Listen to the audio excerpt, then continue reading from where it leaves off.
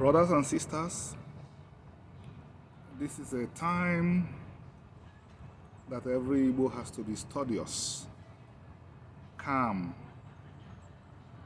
and filled with wisdom.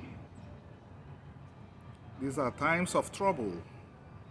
Even the blind can see that in the place we have one of the lands we can call our ancestral lands, Igbo land. There is a lot of trouble.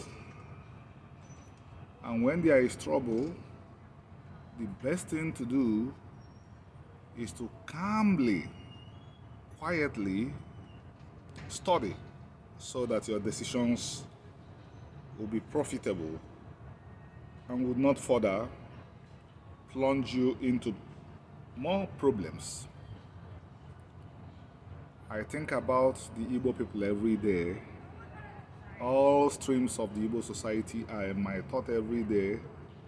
What will Mr. A or Mr. B or Mr. C contribute to ensuring that the Igbo people live into the future? By the way, if not for the abundant love of the Almighty God, whom we call Chukwu, there won't be an Igbo people today. And only very few people living on the face of the world today would go through what the Igbos went through and still be a society today. The Igbos have gone through a lot, and we are still a society, even though we are a wounded community. A community beset by trials and tribulations. A community not functioning as one, but what are we to do? We have to keep on soldiering on. We have to keep on fighting. We have to keep on struggling to see that things improve for the Igbo. I'm going to address the Igbos that adhere to the religion called Judaism, which, by the way, is the first daughter of Omenana.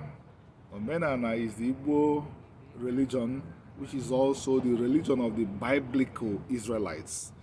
The first religion that developed from it is the religion we know as Judaism, which is the religion adhered to today by the sister people called the Jews. I'm not saying that the Jews are a daughter people of the Igbos. I'm saying that the Jews are a sister people of the Igbos, alongside the Samaritans and the Karaites. So I'm going to talk to the Igbos that adhere to the religion called Rabbinic Judaism. We don't know the exact number of the Igbos that adhere to the religion called Rabbinic Judaism, because every day their number keeps on growing. Igbos are living another very important religion called the Sabbath religion, started by Igbo people to become Jews, to become adherents of Rabbinic Judaism. These are two developments that are these two religions are two developments that are very critically important to the Igbo people, important to the healing of the Igbo people.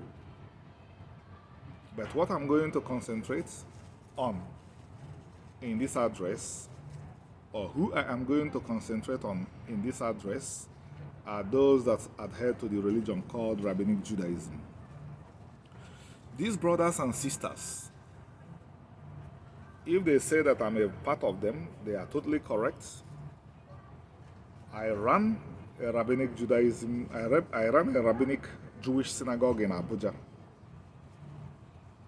I'm still a member of this community, even though I'm a central figure in renewed Omenana. We are going back to our traditional religion, Omenana, which is the mother of Rabbinic Judaism. So you can say that I'm more central men than in anything else. But if you are counting the number of Igbos who adhere to Rabbinic Judaism, if you don't count me, it will not be a fair count. So it's also my community. My address to these people that I've talked about for a minute or two is what Igbo Rabbinic Jews should do is use all the good things they're learning from the Jews to help in empowering the Igbos. One tendency has been noticed by myself. Igbo Jews do not or have not yet begun to see themselves as pillars of the Igbo community.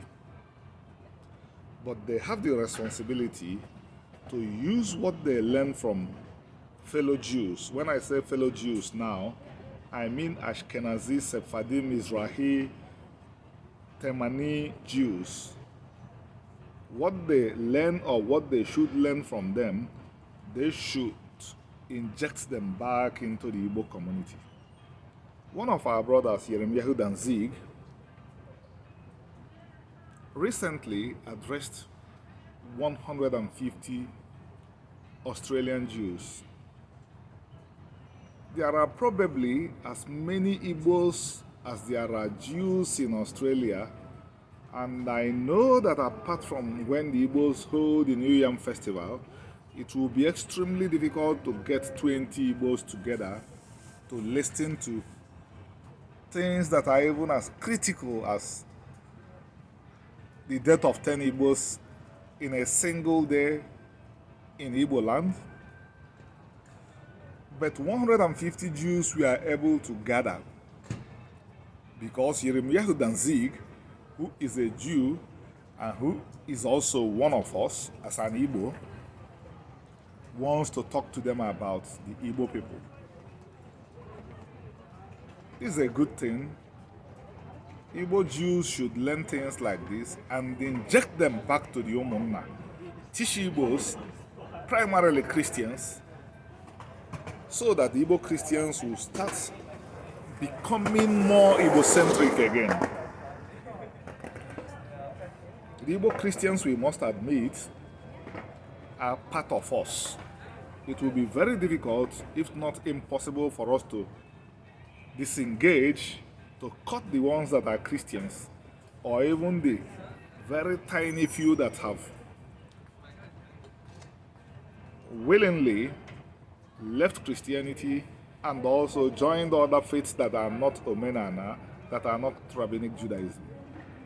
I mean, the people that have further left the community of the Igbos.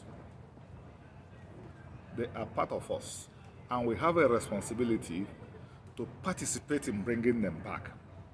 And I know that within Judaism there is a treasure trove of resources that Igbo Jews should access. Jews love education. Igbo Jews should emulate them in loving that. Jews view the Jewish community as the center of their world.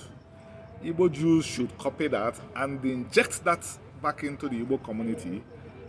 Impress on every Igbo they come across that the Igbo, life of the Igbo, the circumstances of Igbos are supposed to be the center of, are supposed to be at the center of whatever they are doing. Jews don't joke with the land of Israel. The Igbo Jews should learn from Jews to make Igbo land the center of their universe, Israel, the land of Israel, the second center of their universe, and impress on Igbo Christians to begin to see life that way. If Igbo Jews begin to engage Igbo Christians that way, an Igbo Christian would realize that it does not make sense for an Igbo Christian to go to any part of Nigeria that is not Igbo land to seek for God. An Igbo can go to pilgrimage in Israel, but an Igbo will be totally in error to go to pilgrimage anywhere outside Igbo land in Nigeria.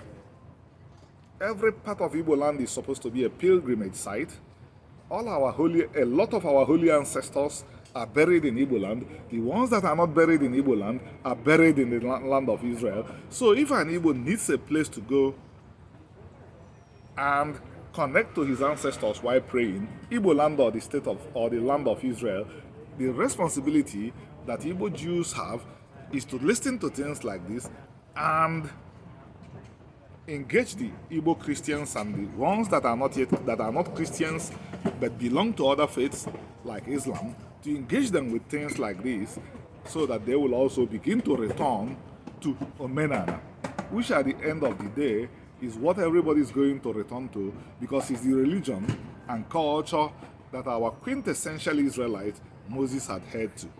I will stop here for now. Brothers and sisters, think about everything I'm saying. We have started to rebuild. We are not stopping.